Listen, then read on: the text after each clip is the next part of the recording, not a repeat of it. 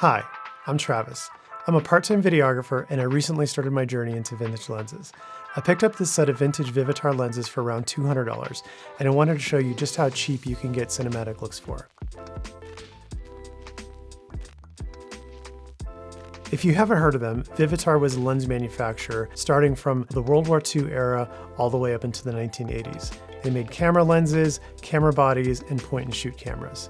Let's take a quick trip down memory lane to show you what they're all about. I've discovered a camera, the Vivitar. It's a pocket camera with a great idea. The electronic flash is built in, see? Now my flash pictures don't have to be blurry or fuzzy because somebody moved. If you want sharp pictures, this has got to be your camera. The Vivitar. I've watched countless reviews on YouTube. There's so many new lenses coming out with vintage characteristics. But there's so many choices in the world of vintage lenses. Researching options and finding affordable vintage lenses can be really challenging and time-consuming. And depending on the set you get, they can be more expensive than modern glass.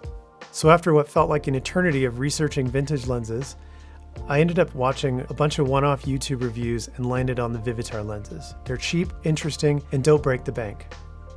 So I kind of impulse purchased the set on eBay. They finally arrived and I wanted to share my experience with you.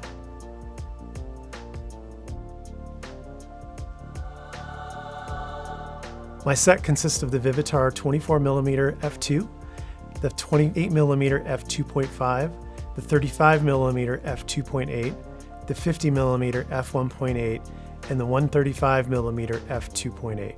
Here's a quick comparison of some of the lenses. I shot these in full frame open gate so you can see the vignette, but it's not quite as noticeable at 16:9 and completely disappears if you're shooting with a crop sensor. The sharpness of these lenses varies, but the 24mm is soft, wide open, and cleans up by f4. The 28mm is pretty soft, wide open, but I still prefer it at 2.8.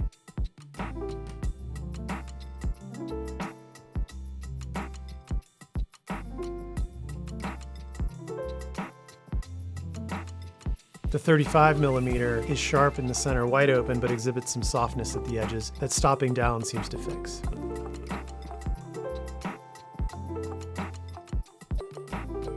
The 50mm has strong vignetting wide open, but is actually pretty sharp.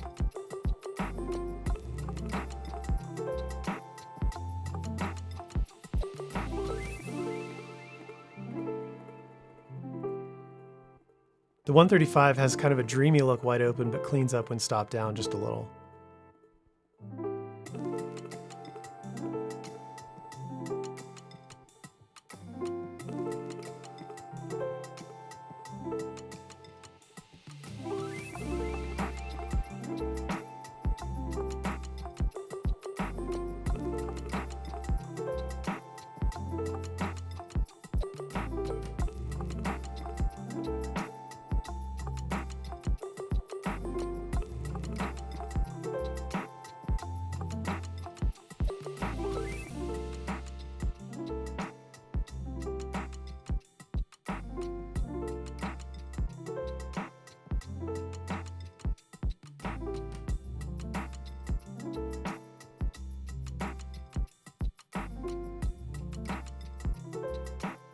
All these lenses tend to flare like crazy, so be mindful if you're shooting directly into the sun, you may want a lens hood. And all of the lenses have a dreamy characteristic wide open.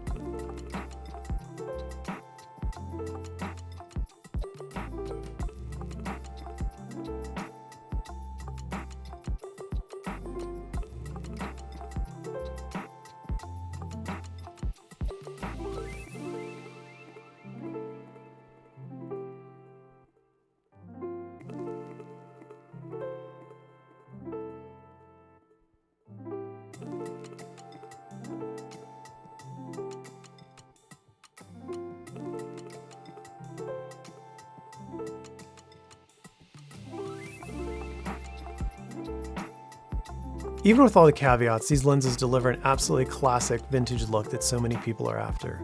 Would I recommend these? Yes, absolutely. They're perfect for passion projects and solo filmmaking. Consider subscribing if you'd like to see individual detailed reviews of these lenses in the future. Thanks, bye.